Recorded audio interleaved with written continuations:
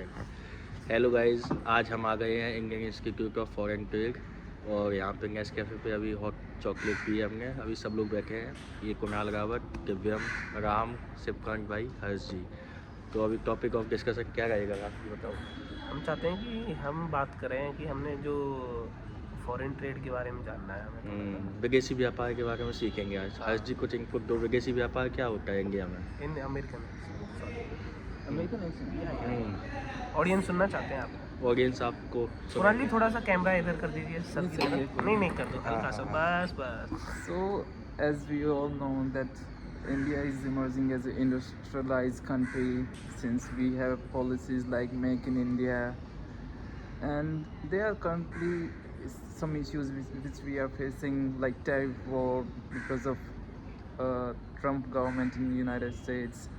So it is bringing something which is not in our interest. Like tariff war can take. कुछ आ नहीं रहा है। कोई नहीं। तैयारी अब है। इसके बारे में इसके बारे में बताओ कि जो वेनेजुएला ने के साथ हुआ है, प्रेसिडेंट ट्रम्प ने जो किया है, किस तरीके से इसको देखते हैं हम लोग। मतलब ये तो एक सड़क छाप गुंडागर्दी हो गई एक तरीके से। ये पढ़े लिखों की सरकार जो है ना, उठा लाए ना वो किस तरीके से, मतलब ऐसे को कल को इंडिया के मोदी को उठा सकते हैं ये लोग, इतने पावरफुल हैं। तो हम कैसे इसको मतलब टैकल कर सकते हैं?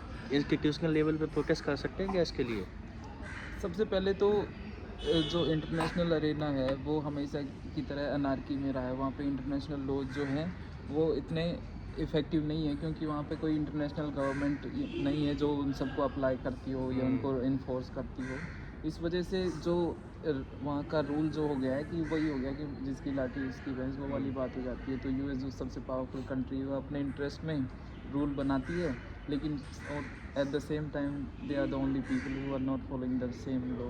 आज मैंने जैसे पढ़ा कि यूएन से भी उसने कुछ विड्रॉ किया अपनी पावर्स, कुछ किया, मतलब यूएन में भी चेंजेस किए हैं कुछ। यूएन से भी वो तो बहुत बारी ये धमकी देते रहते हैं कि अगर हमारी बातें नहीं मानी जाती है, या फिर बहुत सारे फ्री प्लेयर जैसे चाइना ने बहुत फ़ायदा उठा लिया इंटरनेशनल मल्टीलैटरल जो ऑर्डर है उससे। क्या किया, जैसे WTO में चाइना ने पार्ट लिया तो उनका वर्ल्ड ट्रेड में पार्ट जो है वो बढ़ते जा रहा है 20%, 25%। इस वजह से जो यूएस का जो रूल बेस्ड ऑर्डर जो उन्होंने पोस्ट कोल्ड वॉर बनाया था तो उसको वो चैलेंज कर रहा है। तो ऐसा जो ऑर्डर और जो लॉ अगर उन्हीं के इंटरेस्ट में नहीं है तो यूएस चाहेगा ना कि उसमें कुछ ऐसा या तो नया ऑर्डर बनाया जाए जिसमें सिर्फ उन्हीं का इंटरेस्ट जो हो फुलफिल हो।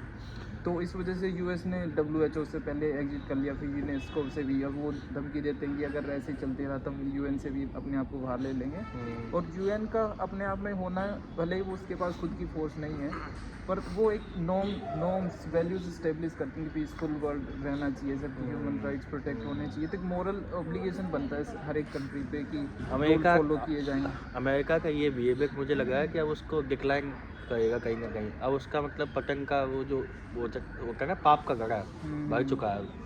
इतना उसने वो कर दिया ना दुनिया में परेशान लोगों को कि अब लगा है कि China I think will be the next greatest power of the world. तभी हम कह सकते हैं कि ये final nail in the coffin है, बिकॉज अभी तक की वर्ल्ड हिस्ट्री में ये रहा है कि हर एक सुपर पावर के लिए एक सर्टेन फेज होता है कि किसी के लिए 100 साल है, किसी के लिए 150 साल है। तो यूएस से पहले कभी यूके था जिसने वर्ल्ड ऑर्डर को ऐसे कंट्रोल करके रखा था। पैक्स ब्रिटेन का कि वही था पूरे वर्ल्ड में पीस इस्टेब्लिश करने वाला।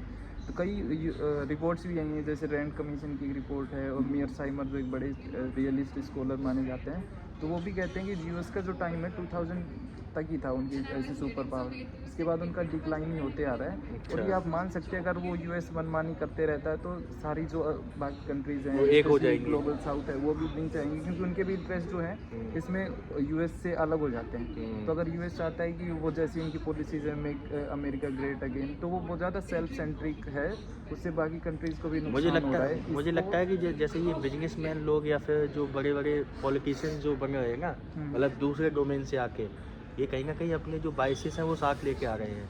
अब वो क्या है, बिजनेस की तरह देख रहे हैं एक कंट्री को। तो अब वो बिजनेस में क्या होता है कि हमें दूसरे वाले को गिराना ही है किसी न किसी कीमत पे। और वो कंट्री के साथ कैसे कर सकते हो? कंट्री में तो लोग रहते हैं ना, लोगों की जान मैटर करती है वहाँ पे। अब तुम किसी के प्रेसिडेंट को उठा लाओगे, समझ रहे हो, वहाँ की तुम्हें कोई इज्जत ही नहीं है। कल को तुमने फ्रांस के इमैनुअल मैक्रोन की बेइज्जती की है, मोदी से कुछ भी कह रहे हो तुम। अभी तो कहते हैं कि अपने देश में न्यूक्लियर वेपन की भी आवश्यकता होती है। तो इसीलिए तो मैं तो वाजपेयी जी को, APJ अब्दुल कलाम, अटल बिहारी वाजपेयी को आज धन्यवाद दे रहा हूँ कि आज इंडिया के पास, हमारे पास न्यूक्लियर वेपन है। इस वजह से हमारी इज्जत बची हुई है। हाँ। नहीं तो अभी पाकिस्तान वॉर के टाइम में हमारी इज्जत सारी पानी हो जाती अगर न्यूक्लियर नहीं होता हमारे पास।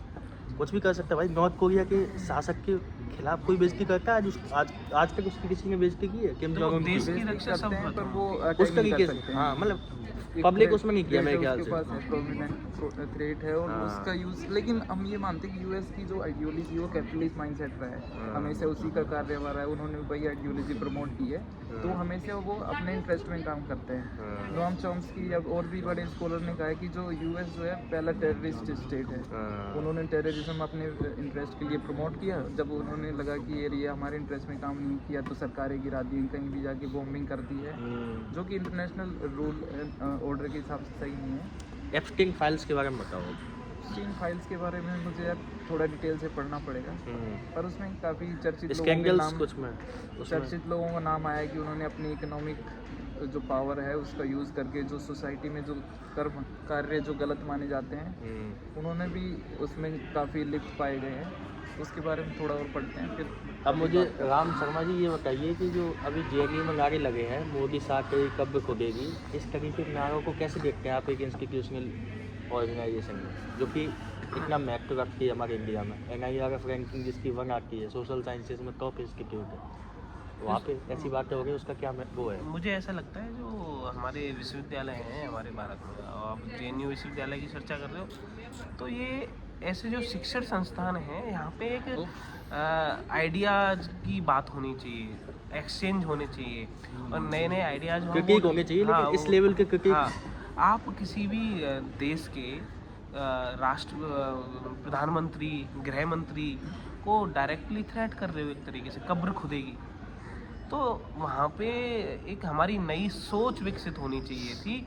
आपने वहाँ पे एक घृणा का केंद्र बना दिया, तो इस तरीके से नहीं होना चाहिए। मान लो किसी की आलोचना करनी है, एक सम्मानजनक तरीके से करनी है। वही पोजीशन की गरिमा तो रखो ना, कम से कम। यदि मान लो प्रधानमंत्री मोदी जी के बारे में तुम कुछ कह रहे हो, लेकिन वो अभी sitting prime minister of India है।